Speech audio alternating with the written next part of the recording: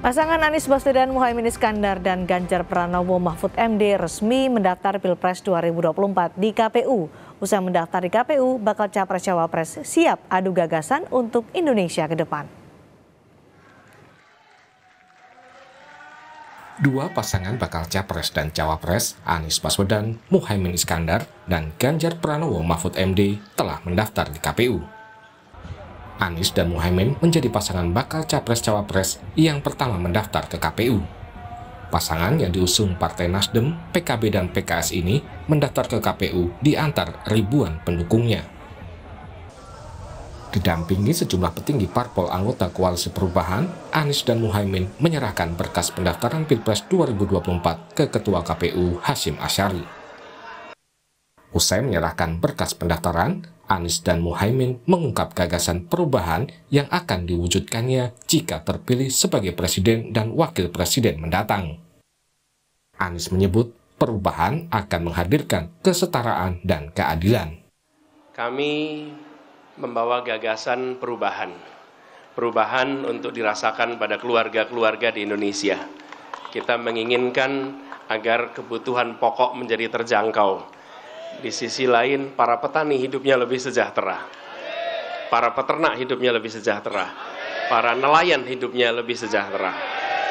Kami ingin ada kesetaraan kesempatan.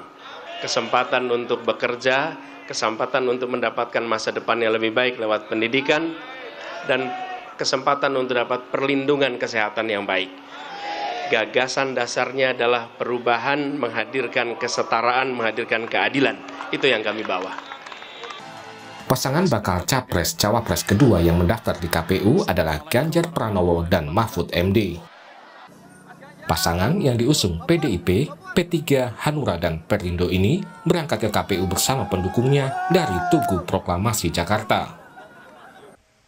Ganjar dan Mahfud juga didampingi Ketua Umum Parpol pengusung menyerahkan berkas pendaftaran ke KPU. Ganjar dan Mahfud membawa buku dan QR Code yang berisi visi dan misi mereka. Ganjar dan Mahfud menyatakan ingin membangun Indonesia lebih cepat.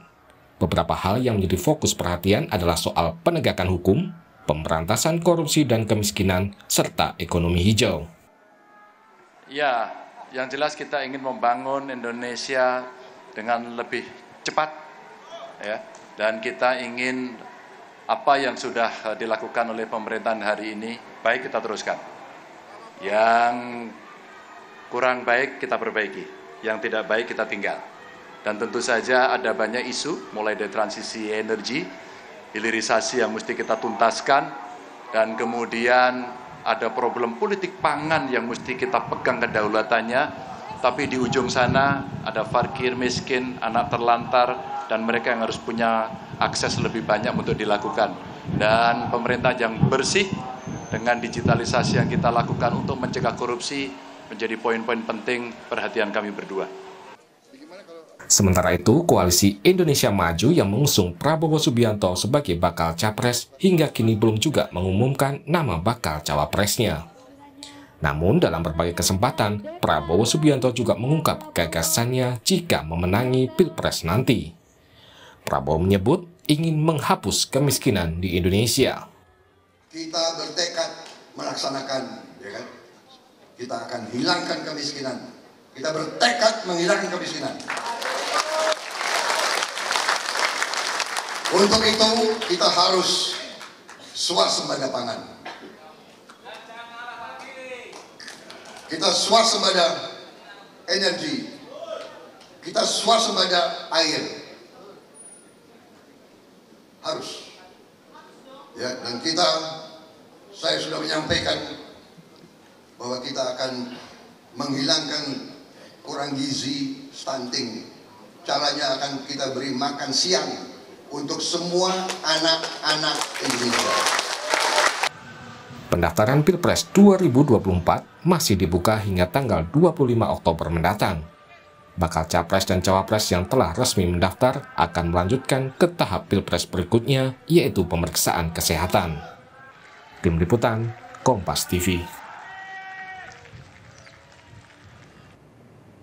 Tahapan Pilpres 2024 sudah dimulai. Bakal Capres dan Cawapres tentu telah siap adu gagasan untuk mewujudkan Indonesia yang lebih baik. Apa konsep atau gagasan yang diusung bakal Capres Cawapres? Kita bahas bersama anggota tim pemenangan Anies Mohaimin Syaiful Huda, juru bicara tim pemenangan nasional Ganjar Mahfud, Tama S. Langkun, dan juru bicara tim pemenangan Prabowo, Andre Rosiade. Selamat petang semuanya, terima kasih sudah bergabung di Sapa Indonesia Malam.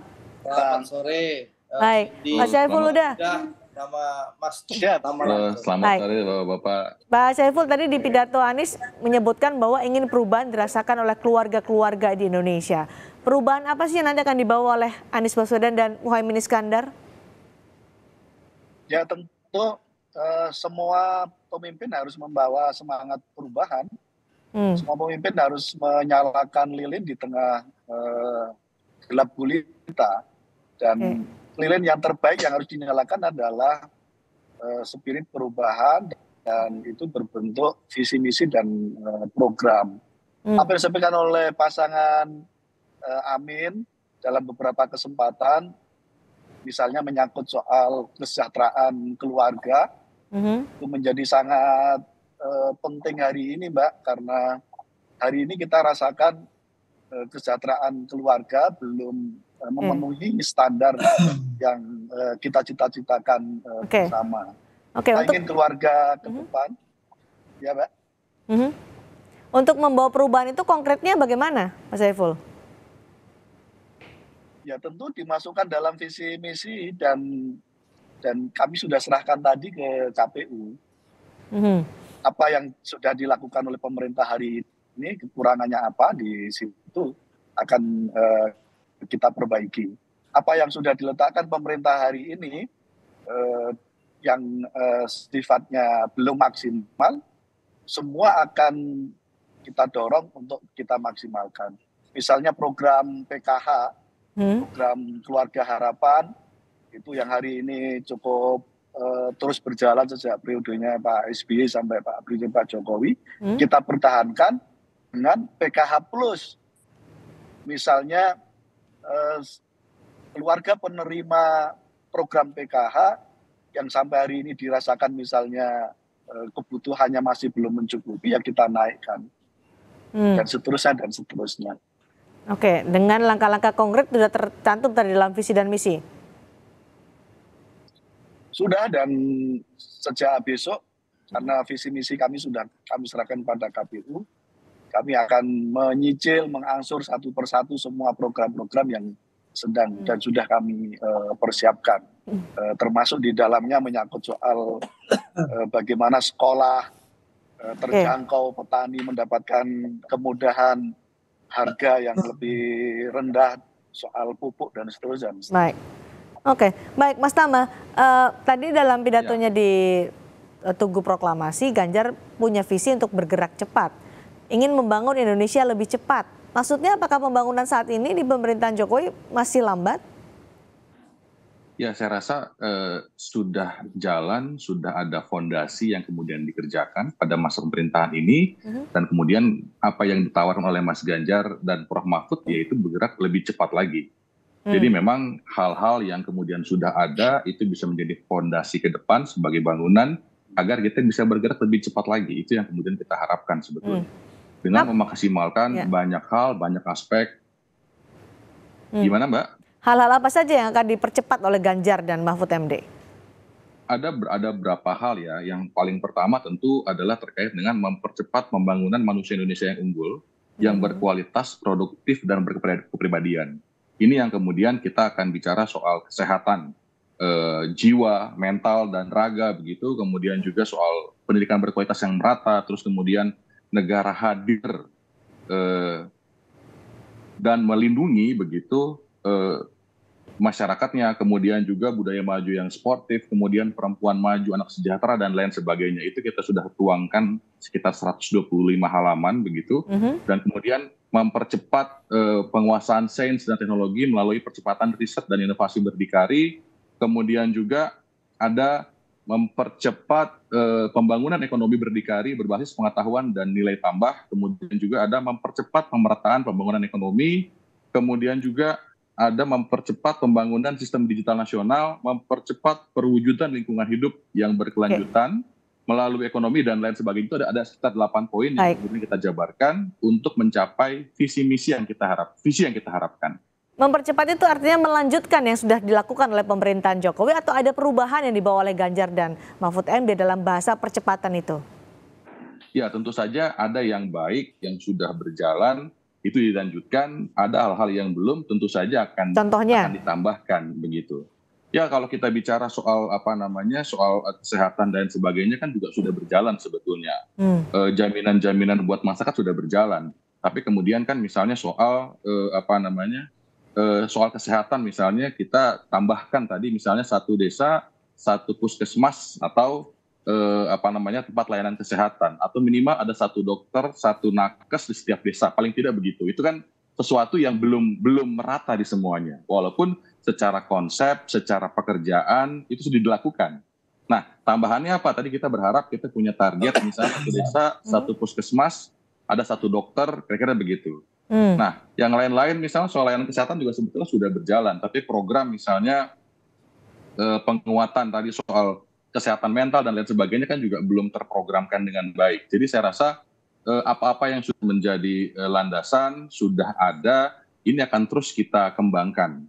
Dan upayanya dan gagasan adalah mempercepat begitu. Oke, beberapa kali Ganjar Pranowo menyebutkan ketika yang pertama ditanya soal bacawa presnya, kemudian ketika deklarasi atau diumumkan bacawa presnya adalah Mahfud MD dan tadi di Tugu Proklamasi selalu membahas soal pemberantasan korupsi. Itu menjadi konsen dari Ganjar Pranowo. Apa ini yang menjadi hal yang diperbaiki dari pemerintahan Jokowi saat ini? Atau apa yang makna dari pernyataan Ganjar itu? Ya, terkait dengan hal ini, itu kan secara esensi ya, asumsi-asumsi hukum, tajam ke bawah tumpul ke atas, atau istilah-istilah misalnya no viral, no justice, dan lain-lain, tentu saja itu sesuatu hal yang perlu untuk diperbaiki di kemudian hari. Walaupun memang kalau kita bicara soal landasannya, soal pondasinya itu kan sudah dilakukan. Perbaikan-perbaikan lembaga negara, terus kemudian juga penegakan hukum dan lain sebagainya sudah ada. Tetapi kan tentu saja pandangan masyarakat, masukan-masukan masyarakat kan tidak bisa dienolkan, tidak bisa dinegasikan. Nah, inilah kemudian yang akan kita perbaiki di kemudian hari begitu. Soal tahapan-tahapan tentu saja kita bisa bicara panjang lebar, apa saja, pada bagian mana saja, itu akan menjadi hal yang kita lakukan dalam kaitannya mempercepat upaya-upaya perbaikan terkait dengan upaya-upaya pemberantasan korupsi. Oke, percepatan itu menjadi kunci dari apa yang akan menjadi visi dan misi dari Ganjar Mahfud. Nah, kalau dari tim Prabowo nih, Bung Andre, berkali-kali Prabowo Subianto juga selalu menyebutkan swasembada pangan, swasembada energi, swasembada air. Itu tadi dari informasi yang kita dengarkan sebelum kita berdialog. Tapi juga soal swasembada pangan menjadi kuncian Prabowo sepertinya ya. Punya konsep seperti apa Pak Prabowo ini, Bung Andre? Baik Cindy, jadi memang Pak Prabowo adalah calon presiden yang secara jelas dan tegas bahwa beliau akan melanjutkan kepemimpinan Pak Jokowi. Jadi pemerintahan Pak Prabowo 2024-2029 merupakan pemerintahan keberlanjutan Pak Jokowi. Nah, Pak Prabowo itu memiliki visi besar terhadap Indonesia, yaitu mewujudkan Indonesia Emas 2045. Dalam pidatonya, beliau sering menekankan pentingnya memanfaatkan bonus demografi dengan cara yang optimal. Oleh karena itu, Cindy, ada 17 program prioritas dan 8 program cepat yang telah dirumuskan yang mencakup peningkatan kualitas SDM, pengembangan ekonomi, dan penguatan infrastruktur dengan tujuan untuk menciptakan lapangan pekerjaan dan memperkuat ekonomi nasional sehingga generasi muda dapat berkontribusi maksimal dalam mewujudkan Indonesia Emas 2045. Nah, pertanyaannya, masyarakat tentu harus tahu 17 program tersebut apa aja. Pertama, mencapai swasembada pangan. Yang kedua, memberantas kemiskinan. Yang ketiga, memberantas korupsi. Yang keempat, meningkatkan layanan kesehatan dan obat untuk rakyat. Yang kelima, memperkuat pertahanan negara. Yang keenam, mencapai swasembada air. Ini penting air ini karena jangan sampai kita kekeringan. Lalu selanjutnya swasembada energi. Lalu menyempurnakan penerimaan keuangan negara. Selanjutnya menjamin ketersediaan pupuk, benih dan pestisida langsung ke petani. Lalu melanjutkan hilirisasi dan industrialisasi. Baik, lalu Bung Andre. menyediakan rumah murah untuk masyarakat desa, rakyat yang membutuhkan. Lalu memberantas narkoba, lalu melanjutkan pemerataan ekonomi, penguatan UMKM, dan pembangunan IKN. Ya, ada 17 ya? Jelas ya. Baik, nah, Bung Andre, soal swasembada pangan, apakah food estate akan dilanjutkan program di pemerintahan Jokowi ini?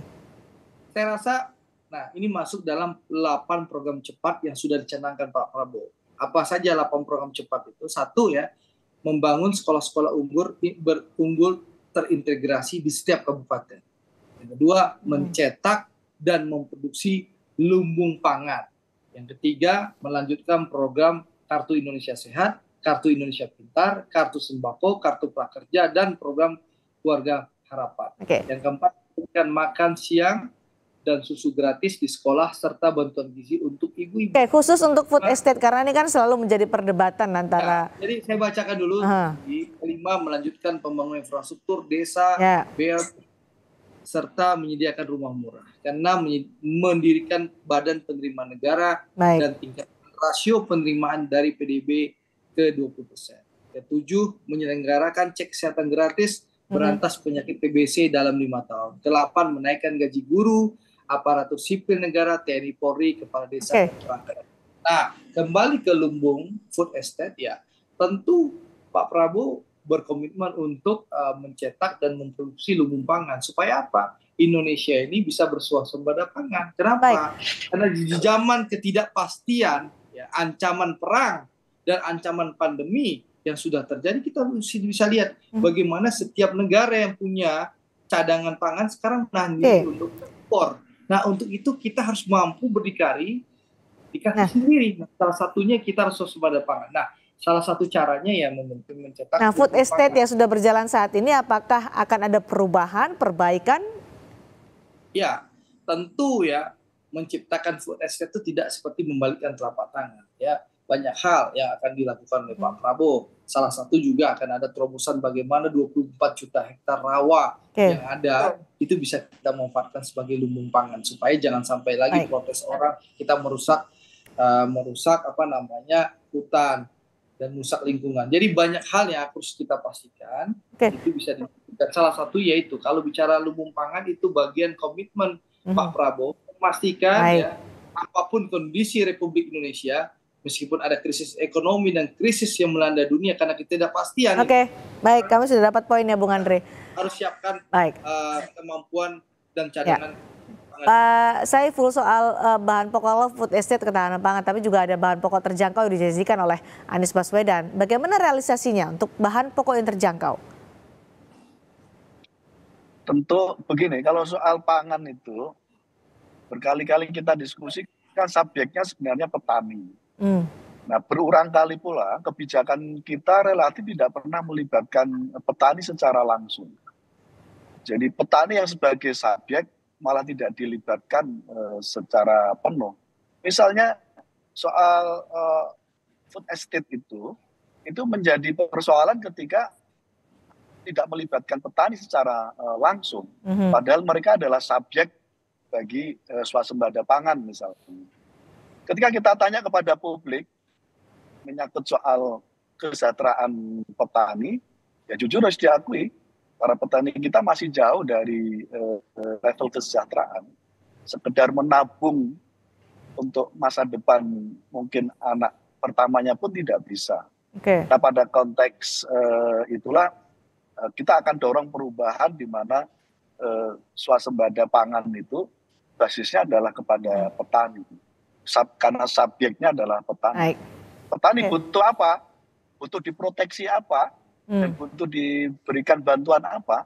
Yang menentukan semuanya petani. Jangan lalu sepenuhnya menjadi seolah-olah pemerintah tahu persis, padahal sesungguhnya tidak tahu apa yang dibutuhkan oleh petani. Konsepnya dimulai dari petani. Nah, Mas Tama, soal food estate ini kan kerap juga menjadi perdebatan. Waktu itu Sekjen PD Perjuangan Hasto Kristianto sering mengkritik soal food estate. Diterjemahkan seperti apa kritikan itu oleh tim pemenangan Ganjar Mahfud untuk bisa mewujudkan swasembada pangan dan juga food estate?